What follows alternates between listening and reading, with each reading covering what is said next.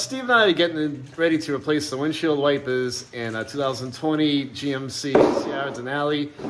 Both windshield wiper blades on this truck are 22 inches, so we'll show you what's involved with doing it. So they got some Michelin 22-inch replacement blades, and they come with these little blue clips on here, and you just peel these off. These are for packaging reasons. Put them off. You're trying not to touch the blade with your fingers. And this one has a lock-in clip. It's pretty simple. It's different from the original style that's on here. So the original style has a clip that you lift up over here, and then we can lift the blade up, and we can push the blade down and then roll it right up. It's pretty slick, the original one. So now this new one, we're just gonna slide onto the connector, lock it up in place, and now we can just click.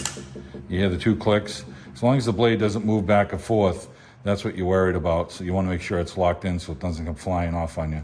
And that's it. The other side's done just the other side, the same exact procedure on the other side. Yep.